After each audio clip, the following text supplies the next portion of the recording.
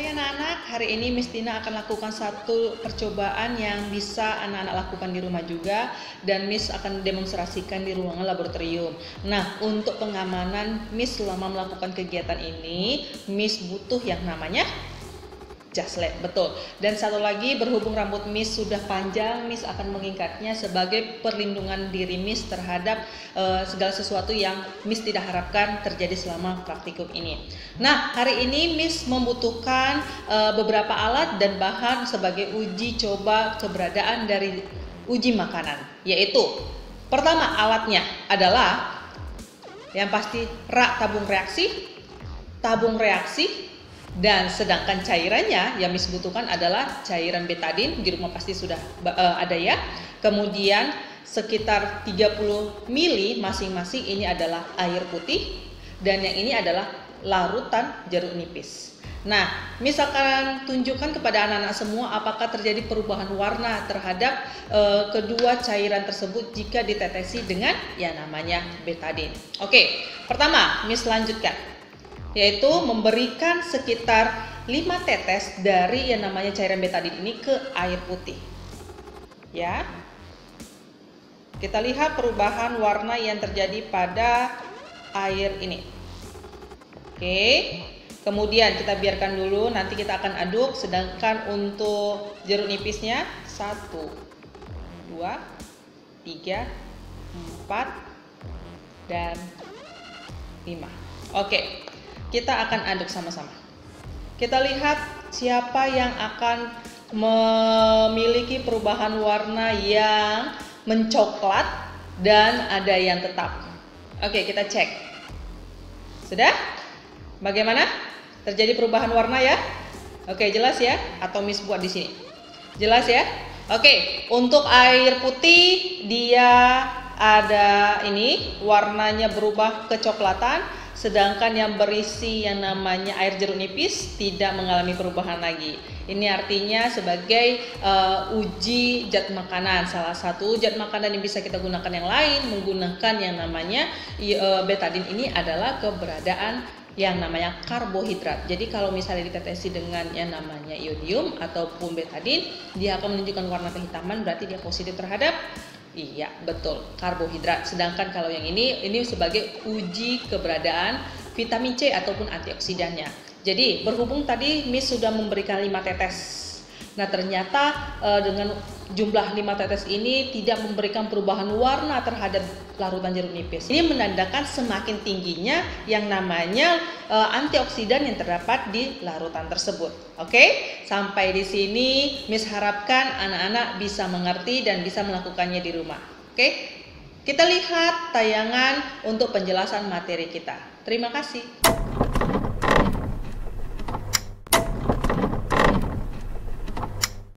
Semangat pagi anak-anak, salam sejahtera. Hari ini Miss Tina akan membahas mengenai energi dalam kehidupan sehari-hari dengan subtopik zat makanan dan sistem pencernaan manusia. Jadi topik ini bisa anak-anak lihat di buku kita di Kuandra halaman 228 sampai 232. Jadi setelah tayangan video ini anak-anak tonton dan di like, maka Miss harapkan nanti anak-anak semuanya nanti akan mampu memahami berbagai macam zat makanan utama dan sistem pencernaan pada manusia.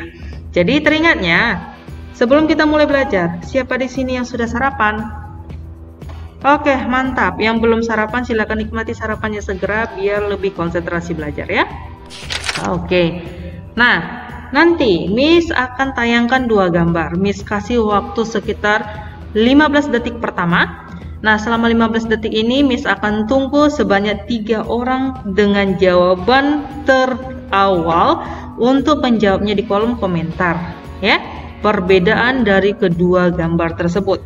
Nah, ingat 15 detik dengan 3 pemenangnya. 10 poin akan Miss tambahkan ke tugasnya dan bisa diakumulasikan ke berikutnya. Oke? Siap-siap ya. Oke. 1 2. Oke, nah sekarang kita akan membahas tentang zat makanan. Di sini ada sepertinya anak-anak bisa lihat 4 sehat 5 sempurna, tapi yang kita bahas hanya 3 poin saja. keberadaan karbohidrat, keberadaan dari sini protein dan lemak. Nah, untuk yang detailnya kita bisa lihat di buku kelas 8 ya. Untuk yang pertama, karbohidrat katanya sebagai sumber energi utama di tubuh kita. Di sini anak-anak bisa lihat sumbernya dari biji-bijian, ada sereal, ada beras, ya. Terus ada mie, jagung, roti. Oke. Nah, jadi selain sebagai sumber energi utama, dia katanya ada efeknya kalau misalnya tidak terpenuhi sesuai dengan kebutuhan harian. Untuk orang dewasa nanti lebih gampang lemah atau lebih gampang capek. Tapi untuk anak-anak usia di bawah 3 tahun, jika kekurangan karbohidrat, dia menunjukkan ciri-ciri seperti ini. Dia sangat kurus sekali, seakan-akan tubuhnya hanya tulang berbalutkan kulit saja. Nama penyakitnya ini adalah penyakit marasmus. Oke? Kemudian, kalau yang berikutnya, anak-anak pasti tahu ini ya. Oke, protein katanya sebagai regenerasi sel. Nah, untuk protein ini ada dua versi, ada protein hewani, yang ini, dan ada juga protein nabati ataupun tumbuhan. Nah, untuk yang tumbuhan ini anak-anak bisa lihat kacang-kacangan ya. Nah, untuk regenerasi sel, misalnya tujuannya seperti ini. Untuk anak-anak bisa bertambah tinggi, berarti kita butuh asupan protein. Untuk anak-anak bertambah besar, kita butuh protein. Kalau ada luka, biar cepat sembuh, kita juga butuh protein. Kira-kira seperti itu dia. Nah, efeknya apa? Kalau misalnya kekurangan asupan ini, orang dewasa menunjukkan tanda-tanda kulitnya keriput, gampang lemah, dan matanya menonjol. Tapi pada anak-anak lebih kompleks lagi, yaitu selain kulitnya keriput, matanya lebih menonjol, yang lebih parahnya lagi nampak lagi adalah perutnya yang membusung. Membusungnya ke bawah, bukan ke depan. Kalau orang yang kelebihan makanan berupa perutnya membuncit karena banyak makan, membusungnya ke depan. Kalau yang ini membusungnya ke arah bawah, gitu dia. Nama penyakitnya ini adalah busung lapar atau kwashiorkor. Nah, targetnya Indonesia sudah menghapus yang namanya penyakit ini dari negara Indonesia. Berikutnya, kita akan membahas tentang zat lemak. Untuk lemak di sini anak-anak bisa lihat sumbernya ada hewan, yang ini ikan, daging. Terus untuk yang tumbuhan ada kacang-kacangan, ada alpukat, ada minyak juga ya. Nah, katanya bertujuan untuk menjaga suhu normal tubuh dan sebagai bantalan pelindung organ vital tubuh. Artinya gini, untuk organ-organ vital salah satu contohnya adalah jantung. Kulit jantung itu tidak hanya tipis selembar aja untuk kulitnya, tapi juga ada lapisan lemak. Nah, kalau dalam kondisi terbatas ini sangat baik. Tapi kalau misalnya lapisan lemaknya terlalu banyak di jantung, ini namanya penyakit juga. Oke, jangan berlebihan. Oke, efeknya kalau kekurangan. Ada yang tahu? Iya, betul. Kurus. Ada yang niat? Kalau untuk perempuan ini pada banyak untuk kurus ya. Oke. Nah, perbedaan mereka bertiga ini sudah jelas. Miss mau fokus ke bagian ini. Jumlah energi yang dihasilkan dari 1 gramnya. Ini karbohidrat dan protein jumlahnya sama, yaitu 4,3 kilokalori.